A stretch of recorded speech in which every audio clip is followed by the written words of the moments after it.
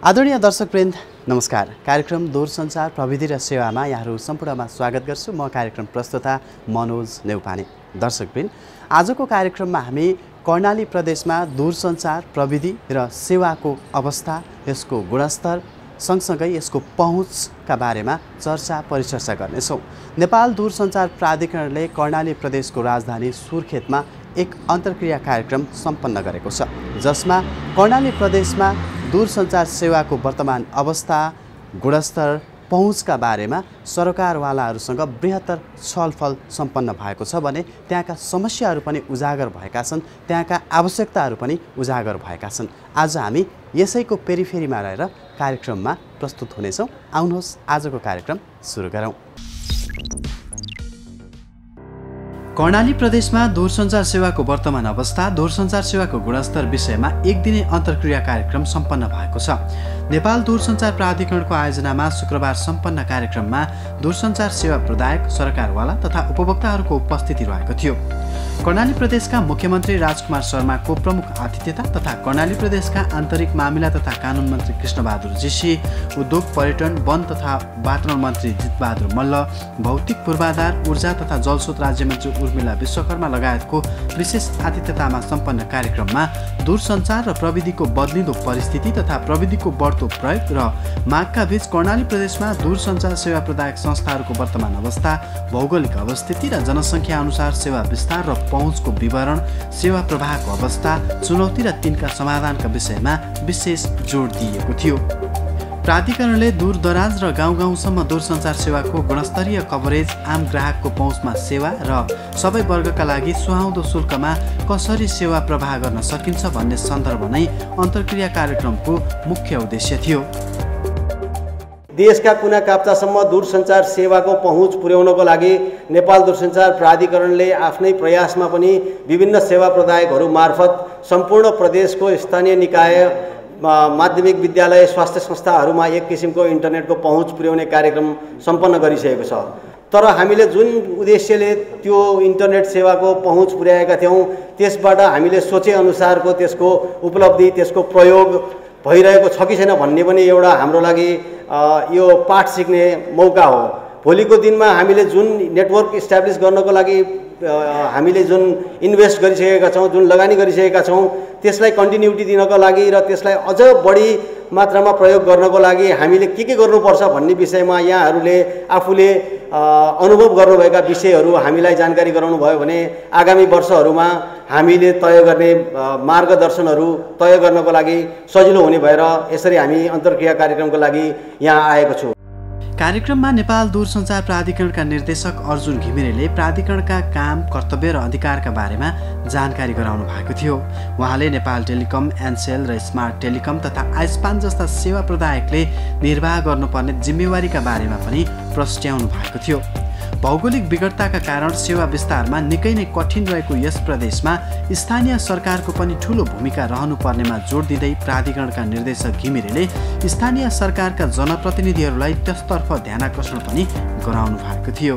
Voice सेवामा नेपाल दूरसञ्चार company limited र एनसेल प्रणाली रहेका छन् र इन्टरनेट सेवा प्रदायकहरूमा दूरसञ्चार company limited, Worldlink communication limited, Subisu, Techmind, Vianet र मर्केन्टाइल छन्। फेरि यहाँ इन्टरनेट भनेको इन्टरनेटको छुट्टै लाइसेन्स लिएर दूरसञ्चारले इन्टरनेट सेवा सञ्चालन गरेको हुनाले दूरसञ्चारको नाम दुई ठाउँमा प्रयोग हो। अनि यहाँ के सेवाहरू सञ्चालन भएका छन् भन्दाखेरि PSTN, GSM, CDMA, 3G mobile, 4G LTE mobile, FTTH र रेडियो लिङ्क इन्टरनेट सर्भिस र VSAT-बाट सेवाहरू सञ्चालन भएका छन्। कर्णाली प्रदेशमा नेपाल दूरसञ्चार प्राधिकरणले दूरसञ्चार सेवा सञ्चालनको लागि हालसम्म जारी गरेका अनुमति पत्रहरू 261 छन्, देशभरि हो यो।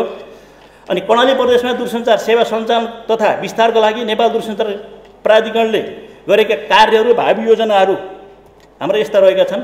जस्तो कर्णाली प्रदेशको ब्रोडब्यान्ड एक्सेस नेटवर्क परियोजना प्राधिकरणको अनुदानमा भएको हो। ओल्डलिङ्कले रोल्पा, रुकुम पूर्व, रुकुम पश्चिम, जाजरकोट, कालीकोटमा ओल्डलिङ्कले कार्य सम्पन्न गरिसकेको छ। ओल्डलिङ्कले फेरि हुम्ला, जुम्ला, मुगु र डोल्पामा पनि काम सम्पन्न गरेको छ। दैले, सुर्खेत र सल्यानमा टेकमाइन्डले गरेको छ। ग्रामीण दूरसञ्चार विकास कोष अन्तर्गतको रकमबाट भएको यो कामहरू सेवा प्रदायकहरूले प्राधिकरणसँग गरेको ठेक्का अनुसार काम सम्पन्न गरेका छन्। हामी दूरसञ्चार प्राधिकरणले यहाँहरूबाट केही अपेक्षा गरेका छौँ। त्यो अपेक्षालाई पनि हामीले यहाँ प्रस्तुत गर्न गइरहेको छु। जडन कार्यमा सहयोग गर्ने, जडित उपकरणहरूको सुरक्षामा सहयोग गर्ने। सेवा प्रदायहरूको भनाइ के छ भने हाम्रो इक्विपमेन्टहरू काटिने, तारहरू काटिने, चोरिने भएका छन्। त्यसका लागि पनि स्थानीय निकायबाट सहयोग भयो भने उहाँहरूलाई चाहिँ सेवा विस्तार गर्न सहज हुनेछ भनिन्छ। जनतालाई सुशिक्षित गराउने, सेवा प्रदायको गुनासो सुनिदिने र समाधान गर्न पहल गर्ने, सेवा प्रदायकहरूका पनि सेवा विस्तार गर्ने सिलसिलामा केही समस्याहरू छन्, त्यो समस्याहरूमा पनि यहाँहरूले सहयोग गरिदिनु भने उहाँहरूलाई सेवा विस्तार गर्नको लागि सहज हुनेछ। भूगोलका आधारमा ठूलो रहे पनि जनसङ्ख्याका आधारमा सानो प्रदेश हो कर्णाली प्रदेश। अर्कातर्फ भौगोलिक बनावटका आधारमा पनि निकै विकट रहेको यो क्षेत्रमा दूरसञ्चार सेवाको पहुँच कस्तो छ, यसबारेमा कार्यक्रममा नेपाल टेलिकम, एनसेल तथा आइस्पानका प्रतिनिधिहरूले आफ्नो कार्यपत्र प्रस्तुत गर्नुभएको थियो, जहाँ सबैभन्दा बढी सेवा विस्तार नेपाल टेलिकमबाट भएको र त्यसपछि एनसेल तथा अन्य इन्टरनेट सेवा प्रदायकहरूको उपस्थिति रहेको पाइएको छ। यस विषयमा नेपाल टेलिकमका तर्फबाट कर्णाली प्रदेशका निमित्त निर्देशक राजन शर्माले कार्यपत्र पेश गर्नुभएको थियो। उहाँका अनुसार कर्णाली प्रदेशमा कुल 250वटा बीटीएस टावरबाट सेवा प्रवाह भइरहेको छ भने 38वटा बीटीएस सेवा सञ्चालनमा रहेका छन्। प्रदेशका केही ग्रामीण स्थानहरूमा 29वटा भिस्याट प्रणालीबाट पनि सेवा प्रवाह भइरहेको तथा 10 जिल्लामध्ये 4वटा जिल्लामा फाइबर केबल मार्फत पनि सेवा प्रवाह हुँदै आएको छ। भौगोलिक विकटता, पहाडी हिमाली क्षेत्रका कारण टावरहरूमा सबैभन्दा ठूलो ऊर्जा सङ्कट रहेको र त्यसले कर्णालीका धेरैजसो ठाउँमा सेवा विस्तार र गुणस्तरीय सेवा प्रवाहमा असर परिरहेको र यसमा सबैको ध्यान जानुपर्नेमा पनि निर्देशक शर्माले जोड दिनुभयो। नेपाल टेलिकमले 2G मा 248वटा 2G बीटीएस, 79वटा 3G बीटीएस र 200वटा 4G बीटीएस मार्फत आफ्नो सेवाहरू प्रवाह गर्दै आइरहेका छन् र सोही अनुरूप कभरेज नभएको ठाउँमा कभरेज बढाउने उद्देश्यले र कभरेज भएका तर क्यापेसिटी नपुगेका ठाउँहरूमा क्यापेसिटीको उद्देश्यले यो आर्थिक वर्षमा मात्रै 26वटा 2G बीटीएस र 31वटा 4G बीटीएसहरू हामीले सञ्चालन गरिसकेका छौँ। हामीलाई कठिन भूगोलको कारणले गर्दाखेरि एफटीटीआर विस्तारमा साँच्चै चुनौती छ। यति हुँदाहुँदै हामीले 4वटा जिल्ला दैलेख, जाजरकोट, सुर्खेत र सल्यानमा एफटीटीआर विस्तार गरिसकेका छौँ। दूरसञ्चार एक्लै दूरसञ्चारको सेवा विस्तार गर्न एकदम चुनौतीपूर्ण छ। यसमा सबै स्टेक होल्डर, त्यसमा विद्युतको कुरा आउँछ सबैभन्दा ठुलो, त्यसमा सडकको कुराहरू आउँछन्। सडकमा पोल राख्यो भने पो हामीले त्यहाँ टाँगेर फाइबर लगाउन सक्छौँ। कर्णाली प्रदेशको हाम्रो टोटल साइटहरू, अहिले मैले देखाएको टोटल साइटहरूमध्ये 56% साइटहरू अहिले पनि सोलर मार्फत हामीले सञ्चालन गरिरहेका छौँ। जम्मा 40% साइटहरू मात्रै हाम्रो विद्युतीकरणमा जोडिएका छन्। विद्युतीकरणको अभावमा जुन हामीले भन्छौँ 2G, 3G, 4G विद्युतीकरण भयो भने मात्रै हामीले सबै 2G, 3G, 4G लाई फुल कन्फिगरेसनमा चलाउन सम्भव हुन्छ। सोलर साइटहरूमा हामीले लिमिटेड एकदम थोरै कन्फिगरेसनमा मात्रै हामीले चलाउँदाखेरि यहाँको जुन युजर एक्सपिरियन्स हुन्छ, यहाँ त 4G छ चल्दैन भन्ने जस्तो समस्या आउनु स्वाभाविक हो। त्यो कर्णाली प्रदेशका 10 जिल्लामा बसोबास गर्ने ग्राहकका लागि कुन क्षेत्रमा कसरी सेवा प्रवाह भइरहेको छ, सेवा विस्तारको भौतिक संरचनागत अवस्था के छ र सेवा प्रवाह र विस्तारमा रहेका समस्या र चुनौतीका विषयमा एनसेल आजियाटा कम्पनीले पनि आफ्नो कार्यपत्र पेश गरेको थियो। एनसेलका प्रमुख सूचना अधिकारी विशालमणि उपाध्यायका अनुसार हाल कर्णालीमा 124वटा बीटीएस टावरहरू मार्फत सेवा प्रवाह भइरहेको छ भने 12वटा नयाँ टावर निर्माणको लक्ष्य पनि एनसेलले राखेको छ। यस्तै कर्णालीका विभिन्न 25 स्थानमा फाइबर केबलबाट पनि एनसेलले सेवा प्रवाह गर्दै आएको छ। कर्णाली प्रदेशमा एनसेलको करिब 95% माइक्रोवेभ प्रणाली मार्फत तथा केही स्थानमा भिस्याट प्रणालीबाट पनि सेवा प्रवाह भइरहेको उपाध्यायले जानकारी दिनुभयो।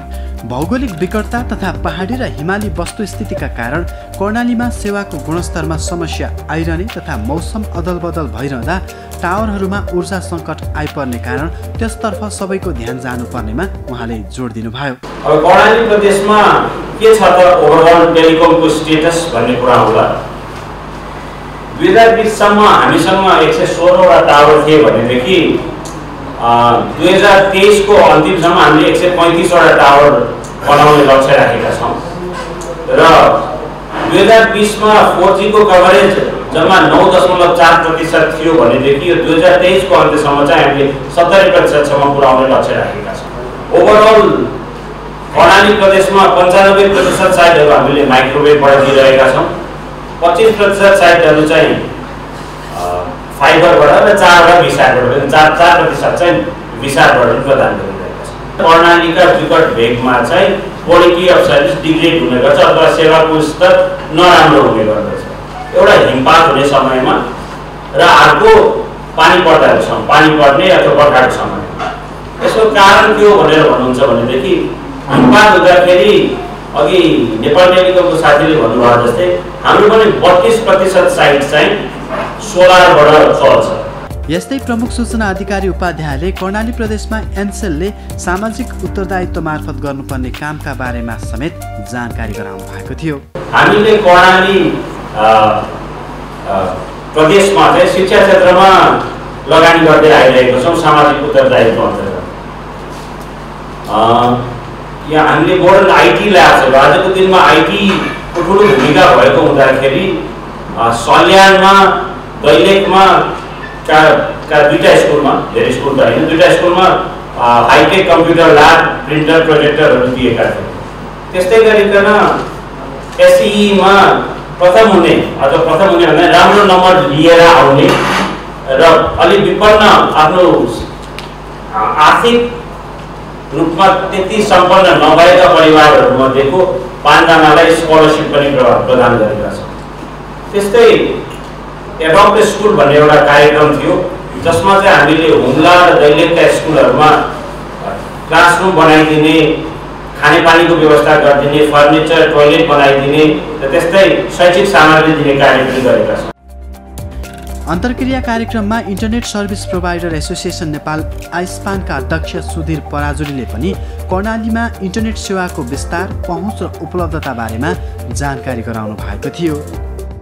हामीले त्यसैभरि पूर्वमा के भन्छ काँक्राभिट्टादेखिको पश्चिममा गड्डाको चौकीसम्मको अप्टिकल फाइबर चाहिँ हामी एनईसँग लिजमा लिएर चलाउँछौँ। त्यसै गरी सुर्खेतसम्म हामीले अहिले सुर्खेतसम्म चाहिँ नेपाल टेलिकमले एनईको पोल प्रयोग गरेर एडिएसएस तानेको छ। त्यो एडिएसएस चाहिँ एनईबाट हामी नेपाल टेलिकमबाट होइन, एनईबाट चाहिँ लिजमा लिएर चाहिँ हामी सर्भिस चलाइरहेका छौँ। हरेक घरमा हामीले इन्टरनेट सेवा पुर्याउनुपर्छ, अप्टिकल फाइबर तानेर पुर्याउनुपर्छ। यो एउटा ठुलो कठिन चुनौती छ जुन हामीले बिजुलीको पोल प्रयोग गरेर हामी अप्टिकल फाइबर पुर्याउन सक्छौँ। दूरसञ्चार प्रविधि र सेवाको विस्तारमा तल्लो तहका समस्या सुन्नका लागि आयोजित अन्तर्क्रिया कार्यक्रममा कर्णाली प्रदेशमा देखिएका समस्या पनि उजागर भएका छन्। विशेष गरेर पहाडी र विकट स्थानमा टेलिकम्युनिकेसन अर्थात् सूचना आदान प्रदानकै लागि पनि समस्या रहेको सहभागीहरूको गुनासो रहेको छ। प्रमुख अतिथि तथा विशेष अतिथिहरूले पनि दूरसञ्चार सेवामा रहेका समस्याका बारेमा उजागर गर्नुभएको थियो भने त्यसको निराकरणका लागि प्रदेश सरकारबाट हुनुपर्ने सबै किसिमका सहयोग गर्ने प्रतिबद्धता पनि उहाँहरूले व्यक्त गर्नुभएको थियो। दूरसञ्चार प्राधिकरणका भूमिकाहरू के हुन् र सेवा प्रदायक संस्थाहरूका भूमिकाहरू के छन्, जस्तो नेपाल टेलिकमको कुरा, एनसिएलको कुरा, उहाँहरूले के भूमिका निर्वाह गरिराख्नु भएको छ र हामीले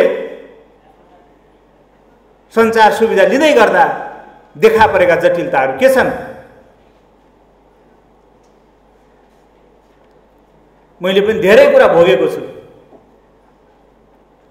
मैले मन्त्रालयमा यसो चाहिँ केही हेर्न खोज्छु, खुल्दैन। टावर 3टा 4टा देखाउँछ, यो खोल्छु काम गर्दैन, त्यो खोल्छु काम गर्दैन, त्यो खोल्छु काम गर्दैन। किन भइरहेछ यस्तो भने म अलमलमा परेँ। बोलाइयो, उहाँले यसो खाजाङ खुजुङ गर्नुभयो, चल्ने भयो, अनि बिस्तारै त्यो सेलरोटी घुमे जस्तो घुम्छ क्या, बिस्तारै सेलरोटी घुमे जस्तो घुम्छ। किन भइरहेछ यस्तो? यसको नियमन कसरी गर्ने हो? म त प्राविधिक मान्छे त होइन, मलाई चाहिए छिटो छरितो हो।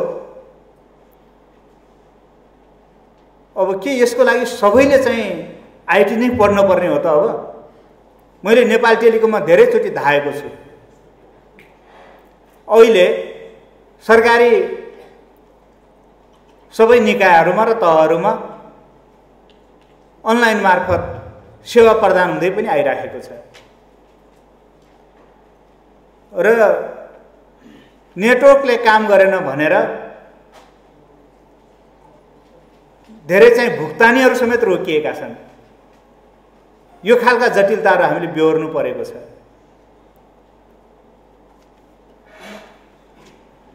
यी थुप्रै जटिलताहरू छन्। यी जटिलताहरू समाधान गर्नको निम्ति हामीले कर्णाली प्रदेश सरकारको तर्फबाट निर्वाह गर्नुपर्ने भूमिका के हो, अन्तर मन्त्रालय सम्बन्ध कस्तो हुनुपर्ने हो, तिनैवटा तहले के भूमिका निर्वाह गर्नुपर्ने हो, सेवा प्रदायक संस्थाले के कुरा सच्याउनु पर्ने हो, के भूमिका निर्वाह गर्नुपर्ने हो, नियमनकारी संस्थाले के भूमिका निर्वाह गर्नुपर्ने हो र कहाँ पुगिरहेको छैन। सायद अन्तर्क्रियाका विषयवस्तुहरू यिनै हुन्। सेवा विस्तारमा जनसङ्ख्यालाई मात्र आधार मान्ने हो कि अथवा भौगोलिक अवस्थितिलाई पनि आधार मान्ने हो?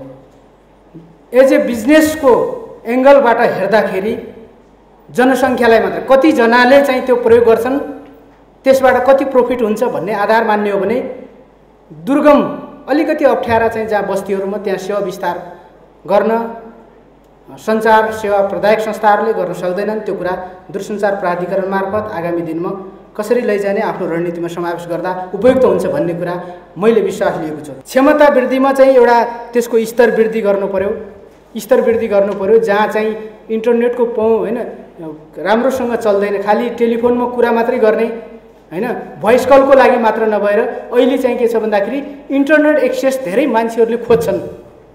त्यसको लागि चाहिँ के गर्न सकिन्छ त्यतातर्फ चाहिँ अलिकति उद्यत होस्।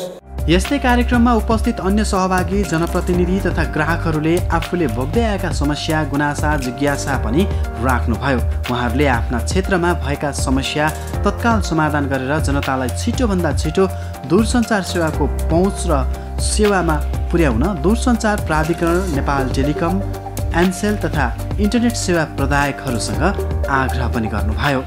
दिन 2 गुणा रात 4 गुणा हामी पैसा तिरेका छौँ, तर जहिले पनि शिष्ट भाषामा माफ गर्नुहोस् सम्पर्क हुन सकेन भन्ने जो नानी छ नि, ती नानीलाई अत्याधुनिक उपकरण खरिद गरिएको, कमिसनको घरमा अत्याधुनिक उपकरण खरिएको जुन मुलुक हो त्यो मुलुकमा सर्वगतिका कसो हो? मेरो मुलुकको बारेमा भन्नुपर्दा हाम्रो यो जुम्लाको भुची के अरे डाँठेको लेखमा एउटा टावर छ, त्यो गयो भने मुलुक सञ्चारविहीन रहन्छ। टाइममा हिउँ आयो भने, पानी पर्यो भने यो टावरको चाहिँ सुरक्षित अझै केही गर्नुपर्ने अवस्था छ। यसलाई के गर्न सकिन्छ? यो नेपाल टेलिकमले त्यो सुधार गर्नुपर्ने देखिएको छ। हाम्रा सबै कुराहरू हामी यो इन्टरनेटको माध्यमद्वारा हामी यो उसमा चाहिँ गएका छौँ, विभिन्न चाहिँ प्रविधिमा चाहिँ जोडिएका छौँ र यो नचल्दाखेरि हाम्रा कतिपय धेरै कामहरू प्रभावित हुन्छन्। बाहिरका कामदेखि लगेर हाम्रा दैनिक कामहरू प्रभावित हुन्छन्। वरपर जुन वडाहरूका मैले अहिले नाम लिएँ ती वडाहरूमा अहिलेसम्म पनि नेटवर्कले बराबर काम गर्दैन। त्यहाँ टावरहरू छन्, हामी पालिका नजिकै पनि टावर छ, ती टावरहरूले पनि काम गरिरहेका छैनन्।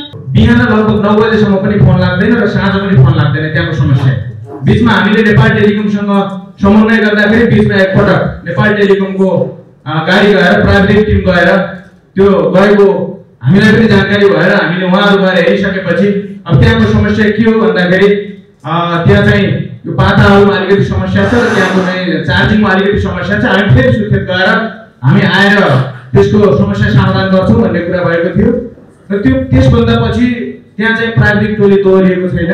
त्यहाँ चाहिँ यथाशीघ्र गएर जुन हाम्रा त्यहाँका सेवाग्राहीले पाएको दुःख छ, सञ्चार माध्यममा जुन बिहान र बेलुका दिउँसो लाग्छ, बिहान र बेलुका जुन हाम्रो नेटवर्क हुँदैन, त्यो नेटवर्क आउने प्रविधिलाई कसरी त्यसलाई सुचारू गर्न सकिन्छ? नेट चल्दैन, सेवाग्राही मारमा छ, ओल्डले पैसा उठाइदिरहेको छ, स्थानीय तहको छ विकास विभागको बजेट सञ्चार क्षेत्रमा खर्च गर्नु परेको छ। यसका लागि हामीले कहाँ छ मुद्दा हाल्नु पर्यो। यस्तो जवाब छ नेपाल दूरसञ्चार प्राधिकरणले दिनुपर्छ, किन नियमनकारी छ। अभिभावकहरूमा त दूरसञ्चार प्राधिकरण हो। सहभागीहरूका जिज्ञासा प्रतिक्रिया आफ्ना ठाउँमा रहेका समस्या र उहाँहरूका अपेक्षा बारेमा सुनिसकेपछि नेपाल दूरसञ्चार प्राधिकरण, नेपाल टेलिकम, एनसेल र आइस्पानका प्रतिनिधिहरूले कार्यक्रममा जवाफ दिनुभएको छ। सेवा प्रदायक संस्थाको काम भनेकै उपभोक्ताको पहुँचसम्म पुगेर उहाँहरूको माग र आवश्यकता परिपूर्ति गर्ने भएकाले त्यसमा कटिबद्ध भएर लाग्ने कर्णालीका सबै जनतामा दूरसञ्चार प्रविधि र सेवाको पहुँच पुर्याउनका लागि पर्ने पनि बताउनुभयो। उहाँहरूले हालको सेवाको गुणस्तरलाई कायम राख्दै आगामी दिनमा सहभागीहरूको सल्लाह सुझाव र आवश्यकताका आधारमा कार्ययोजना बनाई अघि बढ्ने प्रतिबद्धता समेत जनाउनुभयो। सहरमुखी भन्ने कुरा जुन छ त्यसलाई हामीले सुधार्नु पर्नेछ र हामी सुधार्छौँ पनि। र हजुरहरूको जति पनि कम्प्लेन्ट्सहरू छ हामीले सुनेका छौँ र जुन कुरा यहाँ मैले एड्रेस गर्न सकिनँ हामी पछि गएर पनि यसलाई एड्रेस गर्नेछौँ। हाम्रो भौगोलिक परिस्थितिले गरेर नेपाल टेलिकम र एनसेल दुवैजना हुन नसकेका ठाउँहरू छन्। त्यहाँ हामीले र कमर्सियल भाइबिलिटी पनि जुन ठाउँको नहुन सक्छ त्यो ठाउँमा चाहिँ जोइन्टली केही गर्न सक्छौँ कि एक ठाउँमा एकजनाको कभरेज अर्को ठाउँमा अर्कोको कभरेज गर्ने गरिकन एनटिएको उसमा चाहिँ अग्रसारतामा हामीले ती एरियाहरू छुट्याएर बरु दुईटैजनाले एउटै ठाउँमा कन्सन्ट्रेसन गर्ने भन्दा पनि ठाउँ छुट्याएर चाहिँ ल यो एरियामा चाहिँ एनसेलले गर्नु पऱ्यो, यो एरियामा नेपाल टेलिकमले गर्नु पऱ्यो भनेर हामीले त्यो आधारमा जान सक्छौँ कि भन्ने एउटा चाहिँ मलाई त्यो लागेको छ।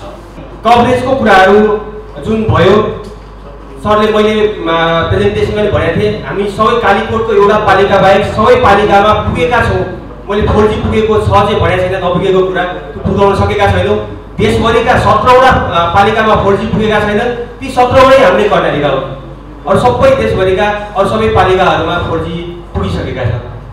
त्यो मतलब त्यो किन पुगेन त भन्दाखेरि फेरि त्यही कुरा जोडिन्छ, जहाँ टावर छैन, किनकि हाम्रो हरेक पालिकामा त टावर छन् नि त, ती टावरमा हामीले किन 4G जोड्न सकेनौँ भन्दाखेरि हाम्रो कन्स्टेन्टहरू त्यही हो। जबसम्म हामीले पावर स्टेबल हामीले गर्न सक्दैनौँ, हामीले फुल कन्फिगुरेसनमा हामीले साइटहरू 2G, 3G, 4G लगायतको सेवाहरू दिनै सक्दैनौँ। ठेकदारको इस्युमा चाहिँ यो साँच्चीकै नेपाल टेलिकमको लागि मलाई एकदम डिफेन्ड गर्नु पनि एकदम लाजमर्दो अवस्था छ। किनभने कुनै ठेकदारको बदमासीले गर्दा चाहिँ हाम्रो एकजना जनप्रतिनिधि सरले पनि भन्नुभयो, ठेकदारकोले गर्दा तपाईँको इमेजै बिगाऱ्यो। साँच्चीकै हो, किनकि यत्रो फ्लोरबाट यतिजनाले चाहिँ ठेकदारको विषयमा चाहिँ ठेकदारले प्रपरली काम, किनकि हामीले त कन्ट्र्याक्ट दिएर टाइममै टावर आउँछ, टाइममै हामी सेवा विस्तार गर्छौँ भनेरै हामीले ठेक्का लगाएको हुन्छौँ। अब उसको बदमासीले गर्दा चाहिँ हामीले यो कुराहरू एउटा पाठ पनि हो। अब आउने दिनमा ठेक्का प्रक्रियालाई कसरी, अब त्यो स्ट्रिक्ट क्लजहरू कसरी राख्ने। सुर्खेतमा जम्मा एउटा तारबाट नेपाल टेलिकम पनि त्यसमै चलिरहेको छ र सबै आइएसपीहरू पनि त्यही एउटा तार चलिरहेको छ। यदि त्यो एउटा तार ब्रेकेज भयो भने कोलपुरबाट यहाँ सुर्खेत आउने तार एउटा ठाउँमा ब्रेकेज भयो भने होल कर्णाली प्रदेश चाहिँ सञ्चारविहीन हुने स्थिति छ। त्यसलाई स्टेबल बनाउनको लागि चाहिँ अझै हामी धेरै काम गर्नुपर्छ। कार्यक्रमको अन्त्यमा दूरसञ्चार प्राधिकरणका बोर्ड सदस्यद्वय राममणि दवाडी र रविन्द्र झाले जनताको अत्यावश्यक सेवाका रूपमा रहेको दूरसञ्चार सेवालाई सुस्त ढङ्गबाट आम नागरिकको पहुँचमा पुर्याउनु सेवा प्रदायकको जिम्मेवारी रहेकाले सोही अनुसार काम गर्न आग्रह गर्नुभयो। कर्णालीका जनतामा गुणस्तरीय सेवा प्रवाहका लागि दूरसञ्चार प्राधिकरणले पूर्ण वफादार रहेर काम गर्ने प्रतिबद्धता जनाउँदै प्रदेश सरकार, स्थानीय सरकारले पनि त्यसमा महत्त्वपूर्ण भूमिका निर्वाह गर्न आग्रह गर्नुभयो। उहाँहरूले दूरसञ्चार प्रविधि र यसका सेवाकै कारण आज जनजीवन सहज र सरल बनेकाले त्यसतर्फ सबैले ध्यान दिन जरुरी रहेको र आज बैंकिङ, कारोबारदेखि शिक्षा, स्वास्थ्य लगायत क्षेत्रमा दूरसञ्चार प्रविधिको भूमिका महत्त्वपूर्ण रहेकाले डिजिटल लिट्रेसीका विषयमा पनि प्रदेश तथा स्थानीय सरकारले विशेष ध्यान दिएर सेवा प्रदायक संस्थाहरूलाई सहयोग गरिदिनु हुन आग्रह गर्नुभयो। आफूले प्रतिबद्धता जुन जनाइया हुन्छ सेवा दिने वखतमा त्यसलाई पुरा गरेन भने कुनै सेवा प्रदायकलाई बाँकी राखिने छैन। नेपाल दूरसञ्चार प्राधिकरणबाट तपाईँ हामीलाई म आश्वस्त गर्न चाहन्छु। पहिला पनि कुरा चलेको थियो कि सेल रोटीको 3चोटि गफ भइहाल्यो, त्यसलाई रेल बनाउनु पर्ने भयो। अब हामी हाम्रा सेवा प्रदायकज्यूहरूलाई म आग्रह गर्न चाहन्छु, प्लिज कर्णालीको लागि राम्ररी हेड दिनु पर्यो। तपाईँ 300 Mbps दिनुभएको छ, 200 Mbps, 100 Mbps जतिको तपाईँले कन्ट्र्याक्ट साइन गर्नुभएको छ ग्राहकसँग, ग्राहकले पनि जानकारी पाउनु पर्यो कतिको स्पिड पाउँछ। यो हाम्रो ऐनमै लेखेका कुरा हो, यहाँको लाइसेन्समा पनि त्यो कुरा लेखिया छ। र यहाँहरू हाम्रो जनप्रतिनिधि सरहरूले पनि आफ्नो क्षेत्रमा गाउँपालिका होस् नगरपालिका होस् त्यहाँ पनि जनताहरूलाई भन्नु, जसले सिद्धान्त लिनुभएको छ उहाँहरूको अधिकार हो सेवा प्रदान गर्न माग्ने। ल कुन कुन हालतमा छ भन्नु, अब बिग्रियो भने कति घन्टामा बन्छ उसले भन्नुपर्ने हुन्छ। यदि बढी घन्टासम्म बनाएन भने 1 घन्टाभन्दा बढी बनाएन भने त्यो आपतको क्षतिपूर्ति उनीहरूले दिनै पर्छ। कमसेकम टावरबाट पुरा गाउँ समेटिने गरी कभरेज होस् त्यो हामीले गर्नुपर्ने हुन्छ। अहिले कस्तो देखिन्छ भन्दाखेरि पैसाको लोभमा कोही एउटा जान्ने हुन्छ, अलिकति चन्खे टाइपको मान्छे हुन्छ, उसको घरमा गएर टावर राखिन्छ, सुरक्षितमा टावर राखिन्छ। त्यो गाउँकै किनारामा हुन्छ कि एउटा घोडामा मात्रै, बाँकी गाउँमा स्वाभाविक हाम्रो यहाँ डाँडाकाँडे भरिया देशै हो हाम्रो। यहाँको भौगोलिक स्थिति अनुसार त एउटा गाविस 3 किलोमिटर 4 किलोमिटरमा छ। अघि कर्णालीमा दूरसञ्चार सेवाको चाहिँ आवश्यकता र महत्त्व अरू ठाउँमा भन्दा पनि बढी छ। यो दूरसञ्चार सेवा भनेको जमिन हाम्रो दुर्गम छ, डाँडाकाँडा छ, पहाड पर्वत छ, खोला नाला छ, उकालो उक्लिनुपर्छ। तर दूरसञ्चार सेवा भनेको ती सबैभन्दा बाहिर रहेर चुचुरामा टावर राखेर सेवा प्रदान गर्न सकिने भएको हुनाले विशेष गरी यस्तो दुर्गम क्षेत्रको लागि यो चाहिँ एउटा लाइफलाइन नै हो भन्ने हामी सबैले बुझेका छौँ। र त्यसको लागि दूरसञ्चार प्राधिकरणले, सरकारले, प्रदेशले, स्थानीय तहले सबैले आफ्नो तहबाट चाहिँ योगदान गर्नैपर्छ भन्ने लाग्छ। सरकारको नीतिमा पनि दूरसञ्चारलाई प्राथमिकता प्राप्त क्षेत्रको रूपमा राखेको छ। दर्शकबिन, अब भने हामी कार्यक्रमको अन्त्यमा आइपुगेका छौँ। कर्णाली प्रदेशमा दूरसञ्चार प्रविधि र सेवाको वर्तमान अवस्था, त्यहाँको चुनौती, त्यहाँका समस्याहरू, विविध विषयमा आज हामीले चर्चा, परिचर्चा र छलफल गऱ्यौँ। दर्शकबिन, हाम्रो कार्यक्रम नेपाल टेलिभिजनमा हरेक बुधबार साँझ 7:25 बजेबाट हेर्न सक्नुहुनेछ भने पुनः प्रसारण हरेक शुक्रबार 5:30 बजे हेर्न सक्नुहुनेछ। आजलाई कार्यक्रमबाट बिदा दिनुहोस्। हस्त नमस्कार।